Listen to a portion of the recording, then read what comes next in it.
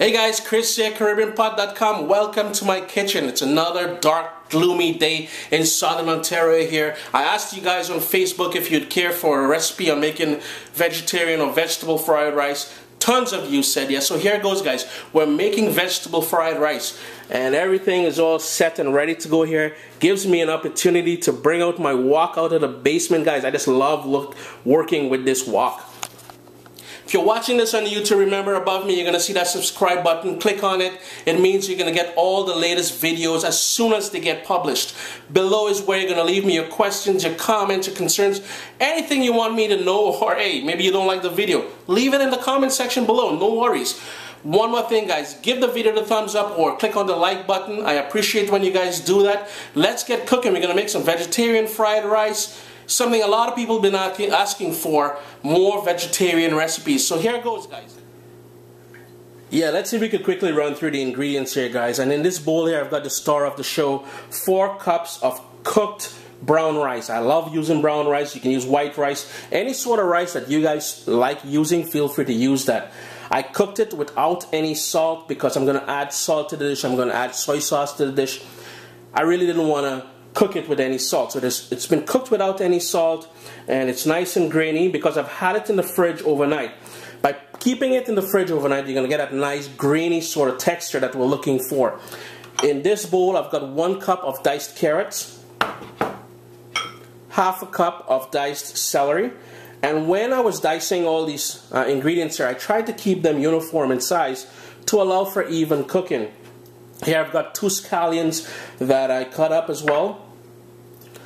Half a cup of green bell pepper. Feel free to use yellow, red, orange, whatever color you want to brighten up this dish a bit. Feel free to use it. 1 large onion that I diced up as well. Here I've got 3 cloves of garlic crushed and half a teaspoon of crushed ginger.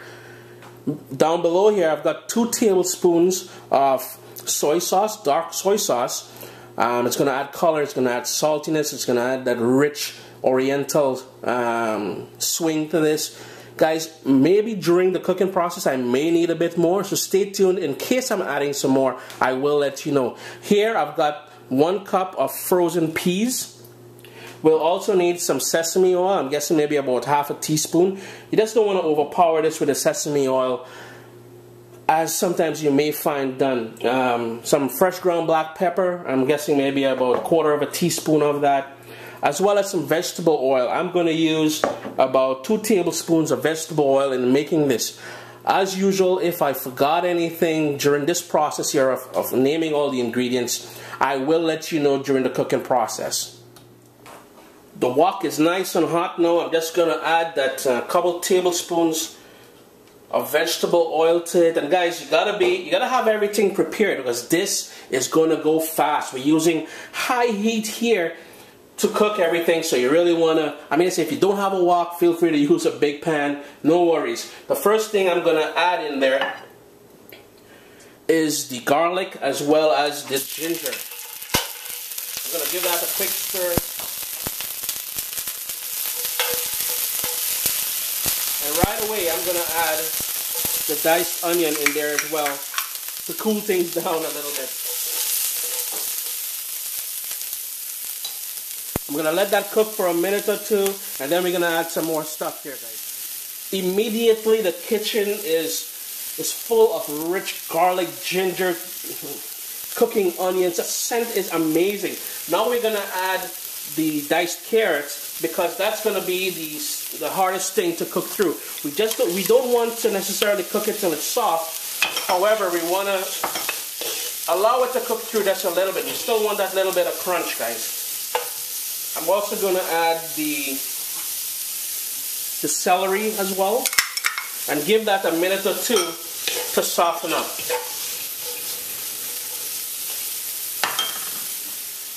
The carrots, the celery it's getting nice and soft now. It's cooked a little, maybe halfway through. I'm just going to add the bell pepper into there. And this is when I'm going to hit it with the black pepper as well, guys. A nice good dose of black pepper. Because this is probably the first dish you're going to find on CaribbeanPot.com where I'm not necessarily using any Scotch bonnet or habanero peppers. I'm going to allow that to cook for 1 more minute, and then we're going to keep building on this. We're going to start building some more flavors here, guys. So this is where I'm going to add the sesame oil, as well as the soy sauce. A lot of people tend to add the soy sauce later on in the cooking process, but I like adding it now just to build on those flavors. And it makes coating the rice evenly a lot easier once you add it at this point. Everything's going to go nice and dark here now. Give that a minute to warm through, and then we're going to add all the other ingredients. Next up, I'll toss in those frozen peas, and we're going to start adding the rice. Remember what I said about it being grainy, guys? This is exactly what I mean. It just came out of the fridge. I've added half of the rice here, and I'm just going to keep tossing this and adding more to pick up all of those flavors from the soy sauce, from the garlic, from the ginger, from the sesame oil at the bottom of the pan here. I'm just going to keep adding the rice, guys, and allowing it to heat through. I've now added all the rice. I've given it a good stir, and I'm looking at the color of the rice, and I'd much prefer it to be a bit darker, to be honest with you. The other thing is, if you recall, I didn't cook the rice with any salt, and I tasted it. It still needs a little bit more salt. So what I'm going to do, guys, to compensate for that salt and the lack of color that I'm looking for, I'm just going to add 1 more tablespoon of that dark soy sauce. I'm going to give that a good stir and allow it to cook for about 4 minutes to warm through all that rice and to marry all those flavors together. It's now been cooking for about 5 minutes since I added the rice. If you recall, I added some more soy sauce. One thing at this point, guys, what you want to do, I have the perfect color that I'm looking for. However, when I tasted it, it still required some salt. So this is where you're going to taste it and figure out just about how much salt you need. Every one of us has a different tolerance for salt. So guys, I can't comment on how much salt would be perfect for you guys. I added 3/4 teaspoon of salt to this now at the end here, and I gave it a good stir. Final step, guys, and I want you guys to notice something here. There's a lot of green in here. If you guys had added, I'm going to say I cheaped out and I bought the cheap green bell peppers. You can use nice red or orange or something to really brighten this up a little bit more. So it's going to add a bit more color. We all eat with our eyes first. It's going to be a lot more attractive. All this while, I had this cooking on a medium heat, if you guys are wondering. I'm just going to finish it up with those green onions, turn the heat off, and give it a good stir. And that's it, guys. The vegetarian or vegetable fried rice is all done. It's nice and grainy, as you can see. Nothing is clumping together. The house, the kitchen, everything smells wicked. Hey, I mean to say, this is vegetarian fried rice. But you know your boy has to grill some chicken or something to go with this. This is amazing. I urge you guys to give this a try. It's packed with flavor. And hey, Chris says it's good, it's got to be good, right? Chris here, CaribbeanPot.com. Thanks for joining me in the kitchen today, guys. I hope you guys give this recipe a try, and remember to click subscribe above. Thanks for joining me in the kitchen, guys.